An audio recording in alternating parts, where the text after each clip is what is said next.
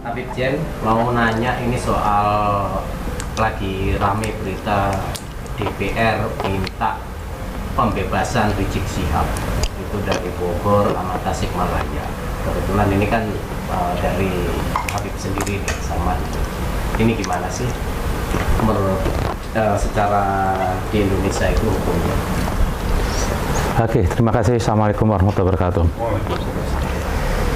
Sebenarnya sosok Rizik ini yang dilabeli Habib, kebetulan di Indonesia ini Habib itu masih menjadi ikon.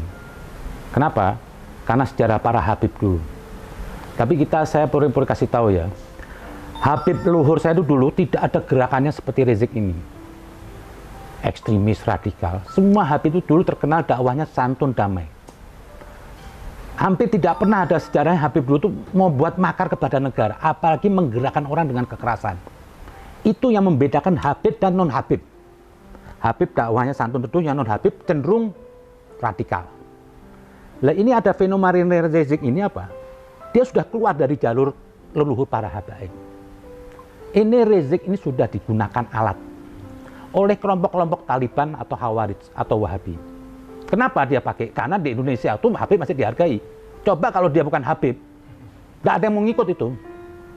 Jadi, tolonglah jangan memanfaatkan nama-nama Habib ini untuk kepentingan ambisinya. Seperti dari apa pentingnya seorang anggota DPR kok tidak tahu bernegara yang di Bogor dan di Tasik. Mengatakan Rizik suruh bebas. Anda anggap mereka ini goblok apa yang di pengadilan? Pengadilan itu representasi Tuhan. Jangan suka ikut campur. Pernah Alkisah suatu saat Imam Ali kehilangan baju besinya. Pada saat Imam Ali ke pasar ada seorang ingin menjual baju besinya. Kata Imam Ali, ini Imam Ali. Sosok yang disucikan. Sosok yang dimuliakan. Dia tanya kepada Imam Ali, itu baju saya. Kata si pemilik, tidak, punya saya. Apa bukti kamu kalau itu punya kamu? Akhirnya kita sepakat ke pengadilan. Datanglah berdua ke pengadilan. Si hakim nanya kepada Imam Ali, apa buktinya? Saya tahu ini baju kamu, tapi tolong buktiin pada saya, pada hakimnya. Apa buktinya kalau ini baju punya kamu? Kata Imam Ali, yang tahu anak saya. Kata hakim, tidak bisa anak mendukung bapak. Terus apa buktinya? Tidak ada bukti. Akhirnya kata Imam Ali apa? Kasihkan kepada mereka.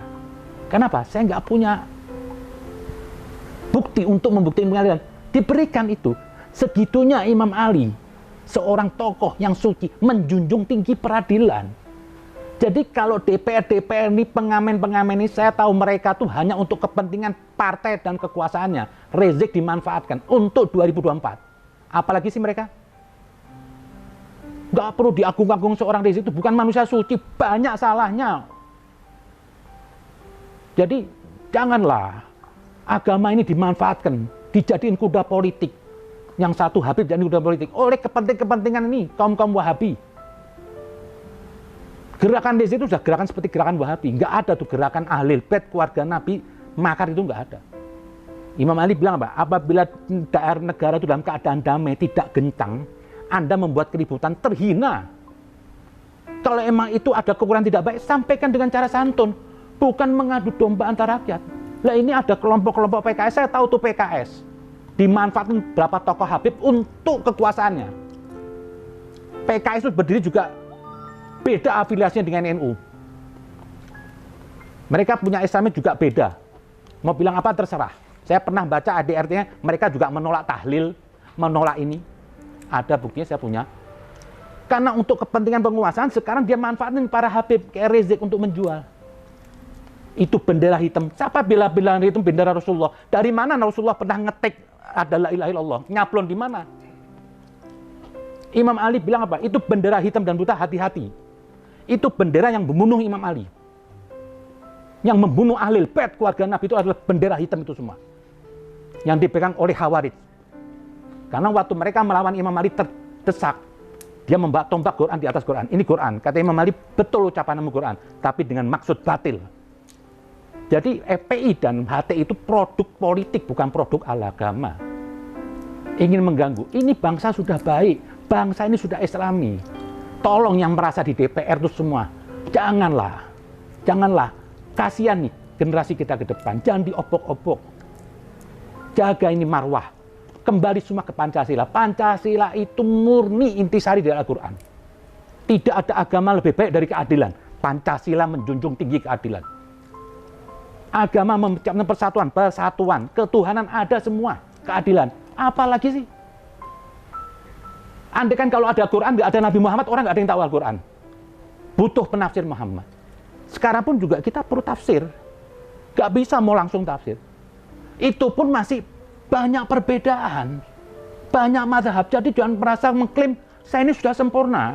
Selain Allah dan Rasul, tidak ada punya bisa mengatakan mutlak pendapat tentang Al-Quran untuk semua. Itu persepsi yang relatif. Jadi sesama relatif gak usah lah gontok-gontokan, saling mengkafirin, merasa lebih suci. Biasa aja, nggak usah mau merasa satpam agama. Loh, agama Anda belum beres kok merasa satpam agama. Siapa yang bisa? EPI pakai nama Islam. Emang izin dari siapa pakai nama Islam? Sudah dapat fact dari Tuhan.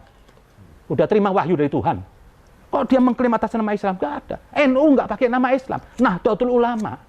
Yang bisa menggunakan atas nama Islam illa Rasulullah. Salahnya tidak boleh. Salahnya multitafsir. Jadi tolonglah hargai peradilan ini. Jangan terus mau diopok-opok. Rizik bukan manusia suci. Nabi bilang andaikan putriku mencuri, akan kupotong tangannya. Di sini Nabi mau declare dalam hukum agama di sisi Tuhan tidak ada istimewa. Siapapun yang salah masuk penjara. Bagi seorang Rizik yang bukan manusia suci, pasti punya salah. Dia menghina Tuhan dari kaum Nasrani. Jelas di Quran dilarang jangan menghina Tuhan mereka. Kini mau dijunjung-junjung sebagai wakil Islam. Hancur nih Islam, bukan masalah agama aja. Saya jujur, leluhur Habib ini juga semua jadi hancur. Dulu orang menghormatin Habib. Karena dakwah Habib itu di mana-mana teduh. Tidak pernah ada di situ Habib bikin makar. Tidak pernah mengganggu. Di Solo itu ada Habib satu Hawi. Tidak pernah mbak pentungan dakwahnya. Ini mbak pentungan, takbir di sana kemari. Sekarang takbir sudah nggak ada sakralnya. Begitu Allah Akbar apa? Pada waktu itu Anda menyebut takbir, itu Anda isra ke Allah. Menggigil. Nabi waktu nyebut Allahu Akbar itu gigil Imam Ali. Ini sekarang dikit-dikit takbir sama ngelemparin orang sama muka serem kayak setan. Apa itu? Jadi saya pikir apa?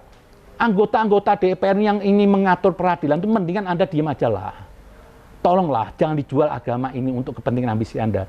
Jangan jual Habib untuk kepentingan Anda. Anda juga sebenarnya nggak suka sama Habib kok. Fair-fair aja lah. Hati Anda nggak suka sama Habib. Cuma karena Rizik Anda manfaatkan untuk kepentingan kekuasaan. Besok-besok juga Anda tinggalkan untuk sama Habib. Saya pikir bijaklah jadi bangsa Indonesia. Cukup kita pakai Pancasila, kita bumikan. Kita ini cuma tinggal enak pakai. Ada seorang Gus Dur bilang, kita jaga ini marwah negara.